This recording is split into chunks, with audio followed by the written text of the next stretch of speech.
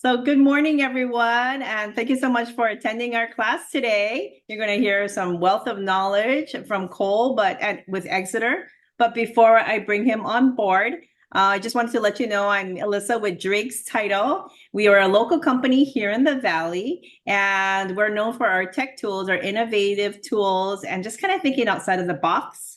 And so we do have our 3D videos that we help with any agents with their listings. We have other solutions. We have solutions for people that have listings that are sitting. So please contact me. I'm just going to go ahead and send you my information as well.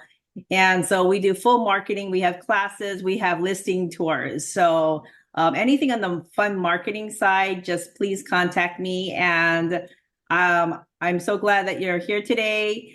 And this is, I'm going to introduce you to Cole. He's with Exeter 1031 Exchange. It also is a local company here in the Valleys, which is wonderful. And I'll let Cole take it away. Thank you. Great. Thanks, Alyssa. Hi, everyone. Good morning. Hey, I am going to go ahead and share our PowerPoint presentation for you guys to follow along with today. You should be able to see it now. Okay. Alrighty. So, yeah, I just wanted to say hi. Thank you for the introduction, Alyssa. I'm really happy to be here and happy to provide this for you guys. Like Alyssa was saying, my name is CWalters. I'm with a company called Exeter 1031 Exchange Services. We are here local in the Valley. We service all 50 states, though. We've got offices all over the place, and we actually just recently opened one in Texas. So we're really excited about that. But if your clients are here local or abroad, we'd be really happy to help them. Alrighty, so let's just move right into it. First of all, I just want to talk a little bit about who we are as a company, as Exeter 1031 Exchange. We're a qualified intermediary. We administer all types of the 1031 exchange. That's the forward, the reverse, the improvement, and the foreign 1031 exchange. We also can do zero equity 1031 exchanges, and it all is related to real property. So that's just a little bit about what we do. And then we are actually one of the few qualified intermediaries that went down the route of having regulatory oversight. One thing that is sometimes frightening to investors and to realtors is that the qualified intermediary space is not regulated. There's no regulatory body or regulatory oversight that looks at us as companies and makes sure that we are doing best practice. So what we did to stand out and be a little bit different from other companies is we went down the banking route and we opened up a trust company in Wyoming where we work with 12 different banks to secure all of your clients' funds through dual signature qualified trust accounts. We have actually also been in business as a 1031 exchange company for a little over 20 years now. Our CEO has been doing it for over 40 years. And as you can see, there's a fun fact there. He's done probably over 125,000 exchanges by himself. So we've got a real wealth of knowledge with our company, and we would love to help you and your clients with whatever needs they have. We're super consultative. You can reach us at literally any time of the day. We have 365 day and 24/7 assistance through our phones. So feel free to give us a call if you ever have issues or any problems. Now, our trust company is really the one that's licensed. It's regulated and audited by the Wyoming Division of Banking. That's how we hold our clients' funds. It's how we secure them. We do quite a bit through that trust company, but we are fully insured through that trust company as well for your client's sake. We provide self-directed IRAs and 401k plans. We do 1031 exchange qualified trust accounts to hold client funds through the 1031 exchange. We're also capable of doing title holding trusts, specialty holding escrows, and self-directed custody accounts. Now, the reason that regulatory oversight is so critical is that really there are very few qualified intermediaries that have real regulatory oversight. The reason that that matters is that when a 1031 exchange company or a qualified intermediary doesn't have regulatory oversight, they run into the issue that they're basically holding your client's funds with just their word rather than having actual government or regulatory oversight proving and making sure that they're doing best practices and protecting your client's funds. So like I said, we went down the banking route and made sure to do that so that your clients and you guys have full security in knowing that we are protected, regulated, and audited by the Wyoming Division of Banking. Bonding and insurance. This is another really important part of the 1031 exchange industry. You need to make sure that when you're looking for a qualified intermediary that they are bonded and insured. You really want to make sure that they've got plenty of that insurance so that your clients, if anything goes wrong, are fully insured and protected. Qualified trust accounts, really the reason we use that is just for the additional layer of security. We make sure it's dual signature. We allow that your clients cannot have their funds moved without their signature along with ours. So we just did that for you guys as clients and for the sake of security. Now getting into the role of the qualified intermediary.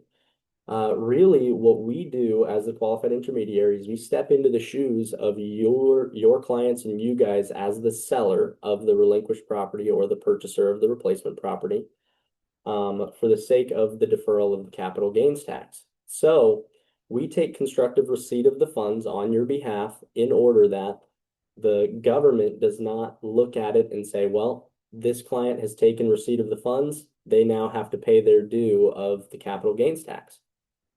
So we do that first and foremost, but also we prepare the legal agreements and all related documents to the 1031 exchange on your behalf.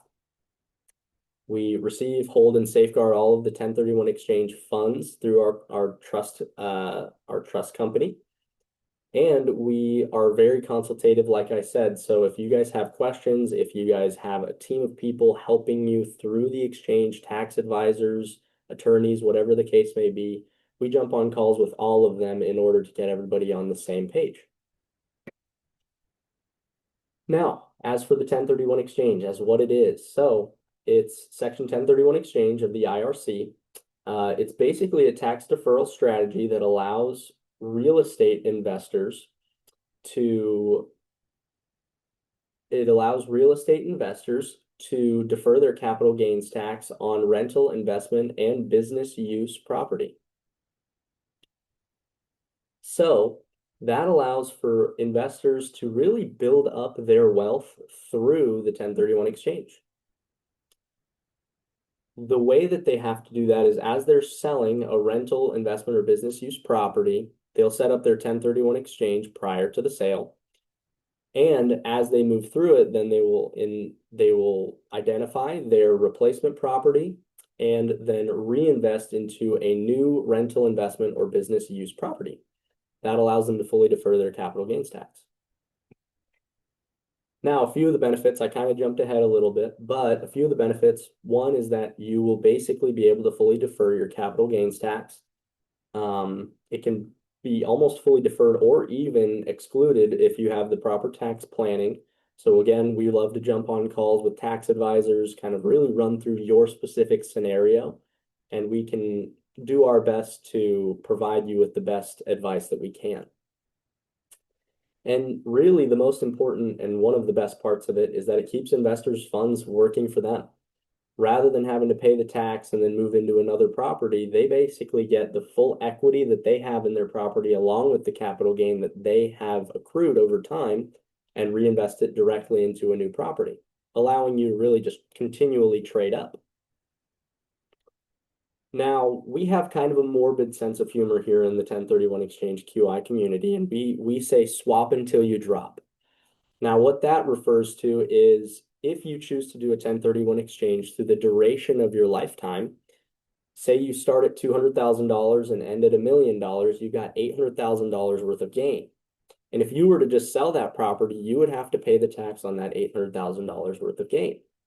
But if you choose to swap until you drop and continue to do 1031 exchanges all the way through your lifetime, when you pass, you can pass down those properties or that property to any beneficiaries or any of your family members, and they will get the step up in the cost basis without having the tax to pay. So it's a really great tool to build wealth. Throughout your lifetime, you're going to accrue a capital gain. It can be scary, but if you use it all the way through your lifetime and then pass down the property, your children will get that step up to, say, for example, that $1 million cost basis and not have to pay the tax and be able to use that property for whatever use they would like. Now, getting into some structures of the 1031 exchange. Really, what we see most often is the forward 1031 exchange, which can be done simultaneously or delayed. But what that looks like is you're going to sell a relinquished property first, and then you will purchase a new replacement property to replace that. It's basically just the setup of selling first and purchasing second. Next is the reverse 1031 exchange. That one is going to basically cause us a little bit more work, but that's okay. We are happy to do it. But it requires us to create a kind of convoluted parking arrangement that the IRS has created where we have to set up an LLC in your client's name. We take title to the replacement property first. Then they have their timeline of 180 days to sell their relinquished property. So it allows clients really to go out, search around for whatever property they're interested in. It takes away the fear of what if I don't find the property I like, or what if I can't find one that fits my investment needs. It allows for the full amount of time to go and shop around, find the best property for your client, and then purchase it, then selling whatever relinquished property they already own. One of the difficulties with reverse exchanges, though, that we often run into is how the property is going to be purchased. It can be very difficult to find funding. It's often uncommon for people to have just those types of funds sitting around in cash. So there's a lot of moving parts that we have to jump onto a call with you guys and your clients on to allow for us to know the full extent of the exchange. If there's going to be debt on the property, if we're going to need to take out a mortgage, if we would need to help sign on that mortgage, things like that. We all work with you guys on that, but that is the difficulty in the reverse exchange. And then there's the improvement exchange, the build to suit or construction exchange. And this allows in very specific ways for clients to purchase a property and then make capital improvements to the property using 1031 exchanges or exchange funds. It's relatively uncommon, but we do run into it here and there. It's a great way to kind of purchase a property maybe for a little bit of a lower cost and then put more of your funds into it to improve the property in a way that will allow you to hold it and invest and use it for just greater value over time. So yeah, moving on, qualified use property. So this is one that often people get a little mixed up on or confused about, and that's how do we know what is qualified for the exchange? So first things first, investors' intent is what is critical. The 1031 exchange code does not necessarily say exactly that you have to hold it for X amount of time, or you have to use it in this way for this amount of time. Really, what matters most is that your investor's intention with the property is to hold it for rental, investment, or business use. As long as their plan is to hold it for rental, investment, or business use, it should qualify under 1031 exchange tax codes. So as I was just saying, the property must be held for investment purposes, such as rental, investment, or business. Now, what would not count for that are things that are held for sale.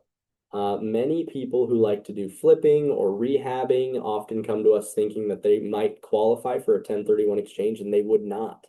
The IRS looks at that and assumes that the properties that they are holding and that they are using actually are being purchased for the sake of inventory in their company because they're purchasing and selling it. So the intention has to be to hold it for rental, investment, or business use.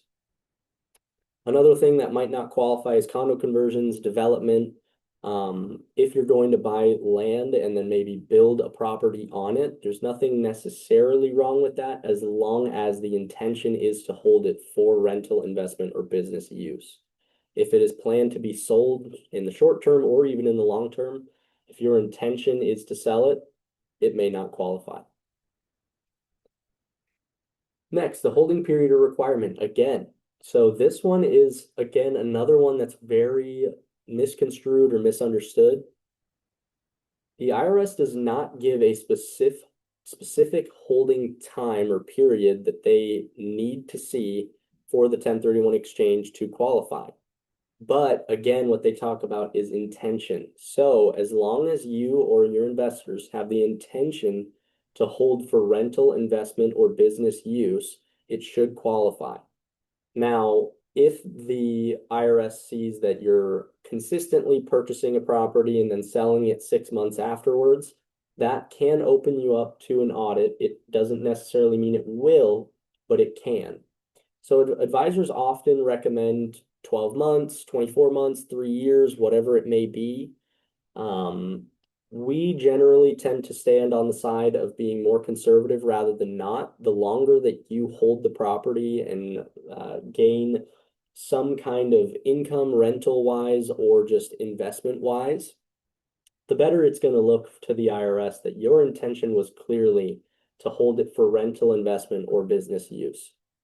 So again, just want to reiterate that really important is intent for the property. As long as your intention is for rental, investment, or business use, generally speaking, it should qualify for a 1031 exchange.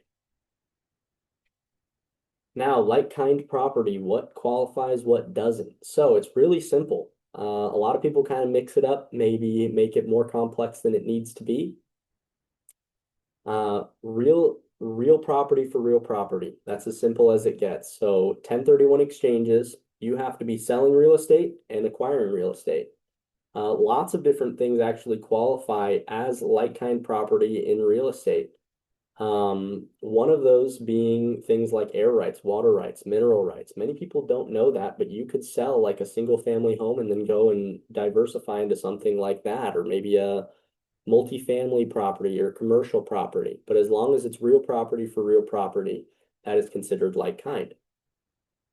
Now, for the foreign 1031 exchange, that one gets a little bit more complex. It's not super common that we see it, but we do see it every once in a while. And that specifically has to do with foreign property for foreign property. A lot of people ask about foreign 1031 exchanges thinking that they can sell domestically and then purchase in a foreign country. Unfortunately, the IRS does not allow for that, but it does allow to defer the capital gains in America for the American tax consequence based off of selling and purchasing foreign property for foreign property. Unfortunately, personal property no longer qualifies for 1031 exchange treatment. There were times that vehicles and non-cemented down assets did qualify, but generally speaking, now if the property or the real estate is cemented to the ground, it likely qualifies as long as it's for rental, investment, or business use. Moving on, let's see here. So investors have quite a few options, believe it or not, for like-kind property. One of them being if they're selling, say, single family or multifamily properties, they can go into any of these: single family, multifamily, commercial office buildings, retail shopping centers, strip malls, industrial warehouses, vacant undeveloped farmland, timberland vineyards, oil and gas interests, mineral rights, water rights, air rights, and fractional ownerships. So tenants in common structures or DSTs, Delaware Statutory Trusts. As for non-like-kind properties, one that always bums people out is primary residence and secondary homes or vacation homes. Unfortunately, they are considered for personal use, and that would not necessarily qualify for 1031 exchange treatments. Really anything with excessive personal use, the IRS often would disallow for 1031 exchange treatment. It's just not considered to be held primarily for rental, investment, or business use. It's clearly being held and used for personal use. Again, we can kind of jump on calls with you guys for that to kind of help differentiate which properties may qualify and which may not, but you guys are welcome to always reach out to us if you have questions. And also, I want to point this out. I should have said this earlier in the webinar, but if you do have questions, please feel free to shout them out. We've got a question and answer tab. Feel free to go ahead and type them in, throw them out there while you have them. I'd be really happy to answer them just as we go. Now, again, for like non-like kind property, ownership interests. So it's not quite as simple as just the personal properties, but ownership interests may not qualify. Things like partnership interests in a partnership, that would not qualify. Membership interests in a limited in an LLC, that also would not qualify. Shares of stock in a corporation, those don't qualify as well. And there are some exceptions there, but we usually would like to jump on a call with you guys to kind of talk through that. But disregarded entities like single member LLCs, land trusts, DSTs, Delaware statutory trusts, and fully revocable grantor trusts, those may qualify as like kind properties depending on the use of the properties. Now, this is a big one. Deadlines, really important for you guys to know. So really, the full total term of the 1031 exchange is 180 days. A lot of people think that you've got 45 days to identify a property and then 180 days to close on that property. That's actually not correct. You do have 45 calendar days to identify property and then 135 additional days to close on one or multiple of those identified properties. It's not business days, it is calendar days. That is important. A lot of people want to just take those calendar or those business days and say, oh, I've got plenty of time.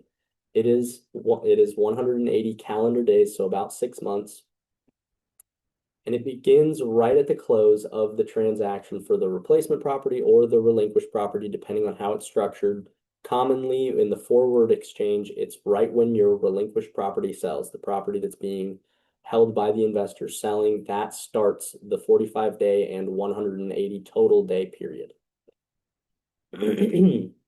So some strategies that we kind of recommend for investors to use is maybe delaying the closing date so that they've got additional time once it's under contract to go and search out what properties they're interested in, they're looking at potentially purchasing.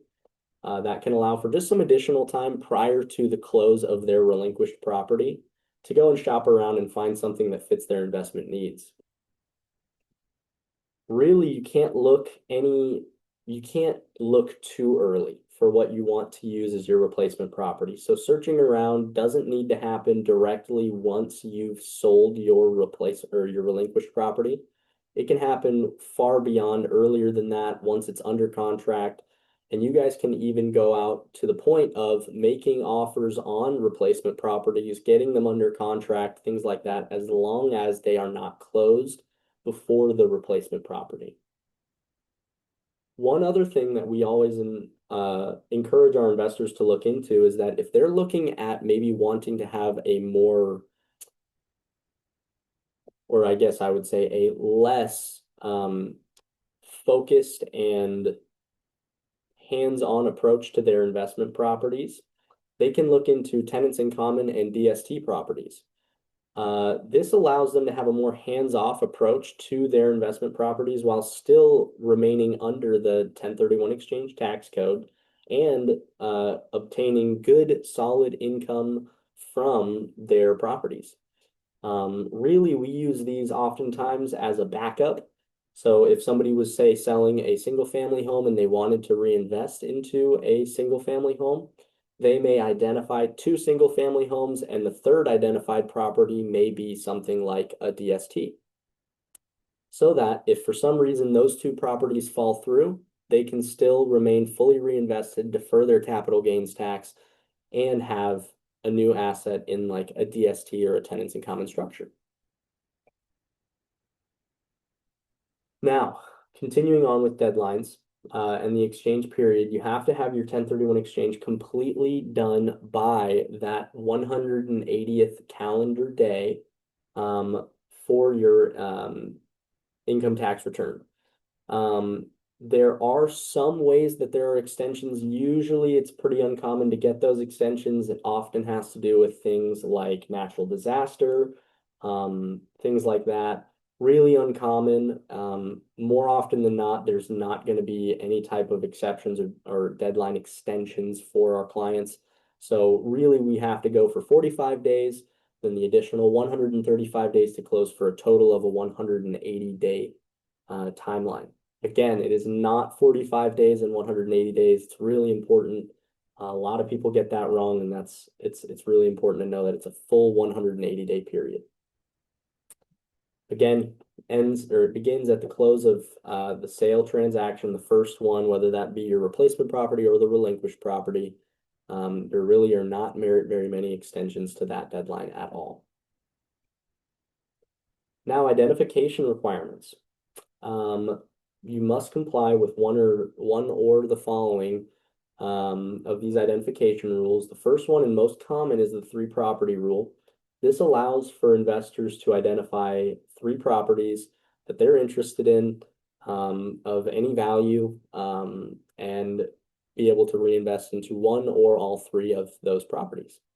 The next one is the 200% rule. This one allows for investors to identify as many properties as they want, up to 200% of the sale value of their relinquished property. Now, there is a caveat to that, and that's the 95% exception.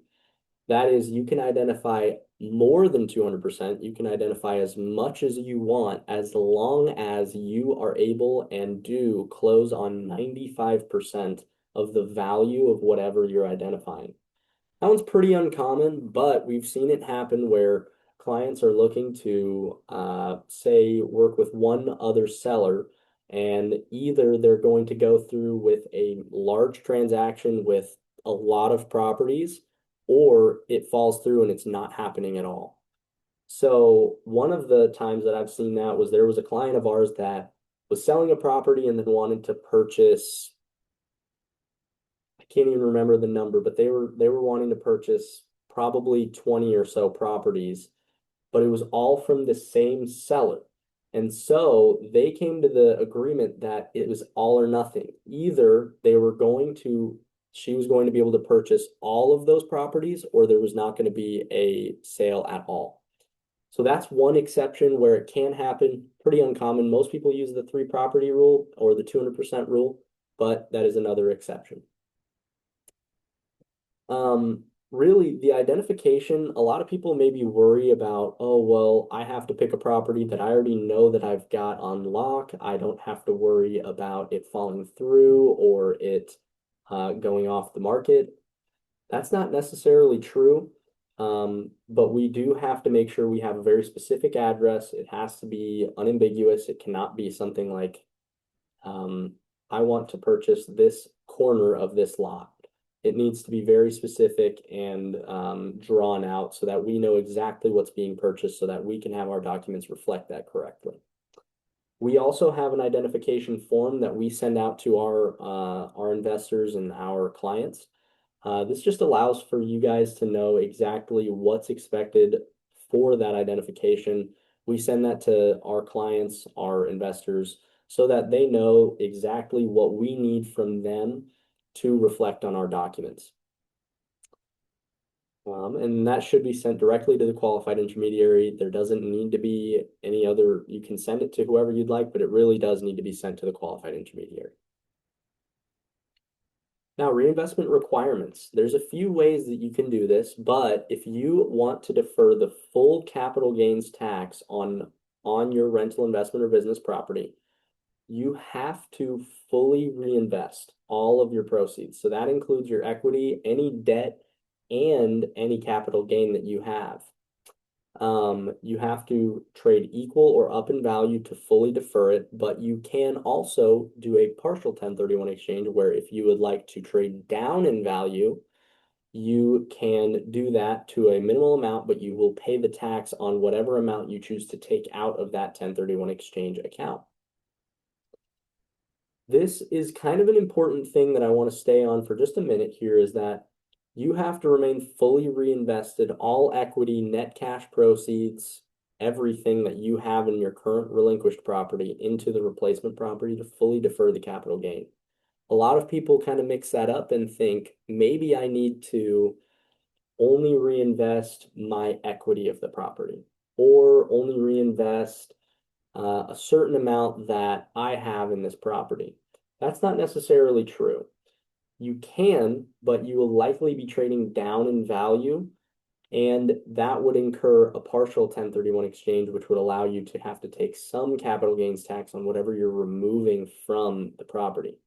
So you do have to replace any kind of debt that you may have on the property, along with whatever equity you have in the property. That's really important. Believe I got everything here. So yeah, you can always add cash. So if you want to trade up, you can do that. That will still allow you to fully remain reinvested and fully defer your capital gains. But if you withdraw cash or withdraw any assets from the 1031 exchange funds, you will incur a capital gains tax that you do have to pay on whatever funds you take out of the account. So going on to that partial 1031 exchange, it is possible and it is okay to do that. They do not harm the 1031 exchange. It does not cause any issues. A lot of people mix that up. They think that if you pull cash out, it's going to mess up the 1031 exchange and it can cause it to fail. That's not necessarily true. All you're planning on doing is taking out some cash and you're allowing it to be taxed at the rate that capital gains would be taxed at. Just allows you to trade down in value or potentially just get some liquidity out of your property. But it may also cause a need for obtaining like a larger loan or other debt for the property. But that can allow for cash left over for your clients to use for whatever they may need. And that is almost it. I want to give you guys this, but I also want to throw out there what some permissible selling expenses are and some non-permissible selling expenses. This is another thing that people oftentimes forget about or maybe don't know very much about. And so I wanted to kind of just go through that really quick with you guys. So some permissible selling expenses and closing costs. This will come out right at the close of the relinquished property and decrease the amount that is needed to be reinvested by your investors, clients, whoever it may be. That would be owner's title insurance policy premiums, escrow agents, settlement agents, closing attorneys' fees, real estate brokers' commissions, finder's fees, referrals fees, the 1031 exchange qualified intermediary fees, documentary transfer taxes, recording filing fees, attorney's fees, costs related directly to the transaction, and tax advisors' fees related directly to the transaction. Those are all permissible selling expenses, and that's one thing that you guys as realtors may find to be very valuable, realtors and agents, very valuable because it keeps more funds in the transaction. That can increase you guys's commissions. It can help investors to feel like they're having more in their properties and getting more out of their properties. And some non-permissible operating expenses or financing and closing costs would consist of like prorated property taxes would not qualify, prorated rents do not qualify, HOA fees wouldn't, insurance premium payments wouldn't, security deposits wouldn't, the payoff of credit card balances wouldn't, and repairs or maintenance costs also would not qualify as permissible selling expenses. So those are some good things for you guys to just have kind of in your back pocket, to keep in mind whenever you may be running into a 1031 exchange. So yeah, so that's really all that I've got for you guys. I was a little quicker than I even thought I'd be, but if you guys have any questions, please feel free to jump out and ask them now. Yeah, I'd be really happy to answer them.